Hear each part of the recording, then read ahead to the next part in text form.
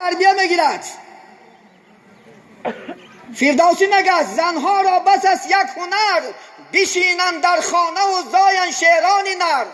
وظیفه شما همون تولد کردن فرزند است. می فرزند خوشرو کن، تربیه کن. خوشرو انشاءالله خونونش، خوشرو پوشونش انشاءالله اخلاقت قدمالا کرده خونه و بیجانو ریحانه خون ندیده بیچاره قدمالا درمش نخورده. من یک خانه دورمدم مهمانی بینه نه بیچاره مهمانی کلیدی صندوقچه و یک گم کردن خنده کفته سادیان پیش ملاس خند برده گو خند نیست.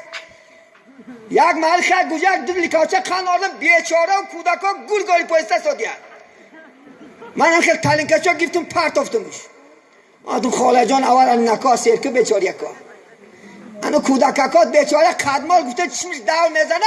من اون برکه با چی میگن اینو آی خوردن مردی انداملا مردی اینو با همین سر نبکنن وای بیچاره نخورده و اگر سر میبود خدا خواهد نگاه نمیکرد و خنده و از بازارکات خندکا کلاش کتی بیا در نزد فرزندکات مون از اون میوه ها سرش کنون خدا خواهد و تربیه کنون.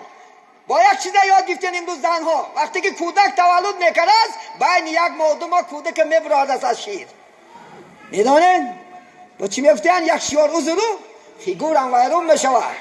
این بچه را مکنده نیست زنه مردک برو ملیش بیار وای ملیش بزایری شیر گاوی بزایری خدا خودم گاو بوز میشود. قرآن 2 سال شما را برای شیر دادن امر میکنه. امروز من میگم گاو از انسان بهتر شده است. باور میکنن انا مردکاش دیان باشد گاوش بچه که نگن میگه 3 ماه که زنن نجوشش که باید بخورد سیاکاش بوتونشا پلی ناز میره. این انسان که تولد میشه تیز برادش با چی میگم من خاره نمیمونم. تو وظیفه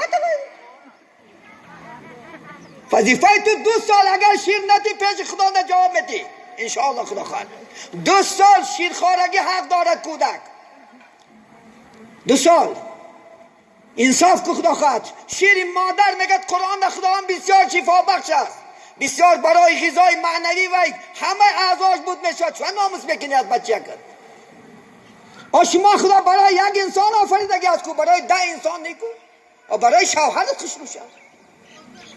زیباگی را برای شوهرت که انشاءالله خدا خواهد. امروز بینه نکن صحابای پیغمبر بینه زناشو وقتی که صحابا از کار میگشتن میگد قسم بیگاه همه شکا میکرد لباساش تغییر